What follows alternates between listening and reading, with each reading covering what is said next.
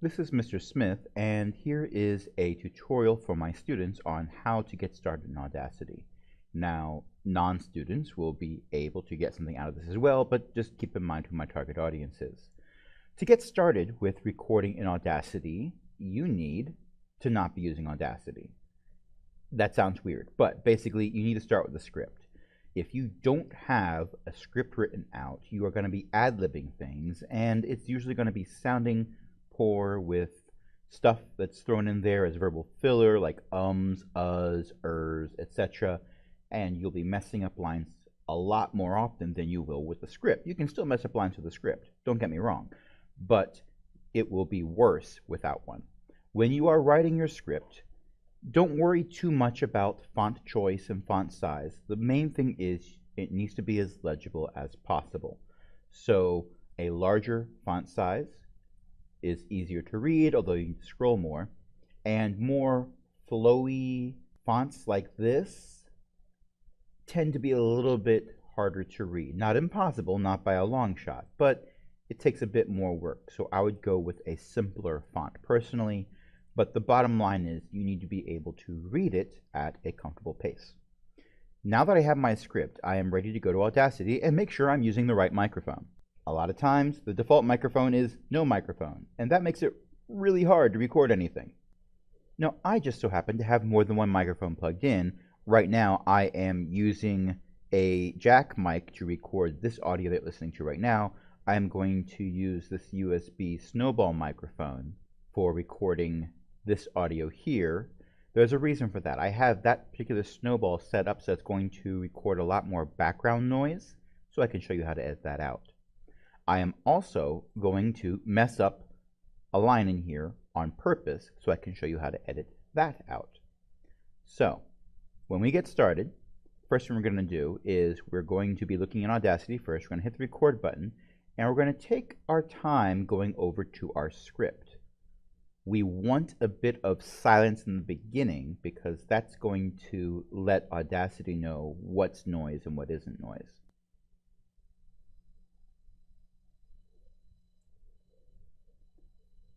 It's Monday. I hope you had a great Thanksgiving break. Now let's jump into this week's Media Arts News Show. Now let's jump into this week's Media Arts newsletter. Okay, now I've paused this, and with it paused, I cannot do any editing. I can't select and delete anything. I can't move anything around. It is, for all intents and purposes, frozen. It's paused. If you are done recording and you're ready to start editing, you need to press the stop button. You don't even need to touch the pause button. I tend to not use it. Stop. Okay, so now we have a whole lot of silence, which isn't exactly silent. If you take a look at this, there's a whole lot of little wigglies in there that if I hit play, you're basically hearing a fan that I have on in the background. Well, that's useful. I can use the select tool, which is the default tool, select as much of the noise as I can in one go up to Effect, and then go down to where it says Noise Reduction. And the first time this pops up, the only thing I'm going to do is click Get Noise Profile. That way Audacity knows what I think the noise is.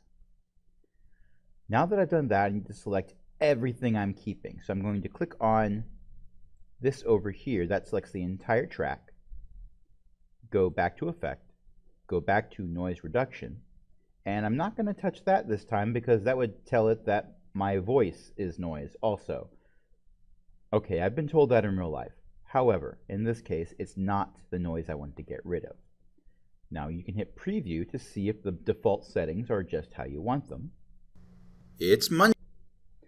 And you can hear a little bit of the background noise, but that's not a whole lot. So I can hit OK, or I can make some changes. Chances are, the first time you do this, you'll be able to just hit OK if you have enough background noise selected, but your results may vary. Just keep in mind that the more you turn this up, the more like a robot you're going to sound. So use with caution. Now if you look, that squiggle got smaller. Clearly, it's removed something. And I can hit play over here. It's Monday. I hope you had a great Thanksgiving break.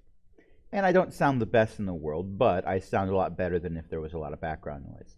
Now I can go in and select all of that space in the beginning and just press delete on the keyboard, and it's gone forever. I don't have to worry about it. Unless I didn't want it to be gone, then Control-Z brings it back, but I do want it gone, so let's delete that. Now, I also had some garbage at the end that I want to get rid of. So we're going to select that and delete it. And there was also the spot in the middle. Remember, I screwed up that one line, and if you remembered, I stopped talking for a little while, then started again from the beginning of that sentence. Well, that point where I stopped talking is a big space, so it makes it easier for me to find. Now I start off the new sentence. Let's see what I started with. Now let's jump in. So I started with the word now, so I just need to find where I said now in this first part. Break. Now let's jump into. Okay, so right here is where I say now. Now let's jump into. Okay, so I need to select everything from here to there and delete that, and it's like I never screwed up. It's Monday. I hope you had a great Thanksgiving break. Now let's jump into this week's Media Arts newsletter. And if you weren't here watching me make the mistake, you wouldn't even know that I had a mistake in there. That's the glory of editing audio without video attached to it. Now, I could do more with this. I can throw MP3s in here for background music. I can change the volume by using the envelope tool. I can make this quieter. If I want to make it louder than the default, that requires an effect to be used. Oftentimes, music will have you fading in one side more than the other, but I'll save that for another video. Bottom line is, my audio is done. It's ready to be exported. Now, there's two ways to save your work. The first way is you press save. Pretty simple, right? Well, here's the problem. When I press save, and it's like, oh, wait, most people don't realize this, so I'm going to tell you this in a warning. And then most people click through the warning without reading it. Basically, this is not giving me an audio file that I can share anywhere. I can click OK, and I can name this. I'm just going to name it test, and hit save after I pay attention to where I'm saving it to, which is apparently my desktop. Well, if I go to my desktop, there's two files named test now. One, test, is an Audacity project file, and the other is test_data, which is a folder full of folders full of individual audio files. This is not something you can share with people and have them play smoothly unless they're running Audacity and you got to share both things with them. So that's great for if you need to go back and edit later. That's not very good if you want to, upload it somewhere or incorporate it into a movie. Instead, you have to go to File and pick Export Audio. Now, by default, it will hopefully say MP3 files. If it doesn't, click on that and try to find where MP3 files is listed and then select MP3 files. Quality-wise, the larger the number, the better the quality. Now, if it's a low quality audio recording because you're using a $2 microphone, that's not going to make it sound better, but it won't make it sound worse to have a larger number. Used to be, smaller numbers were good for certain things, mostly if you needed a smaller file size, but everything that my students are doing in my class, a larger file size is just fine. Go ahead and press save. You'll get this pop-up where you can add metadata into your MP3 file. This data is primarily used in MP3 players to show you who the song is by, what album it's a part of, and things like that. In my class, these can be safely ignored, but it might be useful for you to fill out later in personal projects. Click OK. It's going to export my MP3 at this point. This is short enough that you probably didn't even see a pop-up, but check it out. I have a new file named test, and it is an MP3 file. And if I double click on this, it'll open up in VLC Media Player. That's why it's a traffic cone. That's the VLC Media Player icon. And that'll be an MP3 I can play or throw into HitFilm Express for adding to a bunch of images or adding as a soundtrack or voiceover for something. But it's not going to have the same background noise that I'd be getting if I was just recording directly into a video editor that didn't have noise reduction capabilities. So that's the bare bones basics for how to do a semi-decent audio recording in Audacity.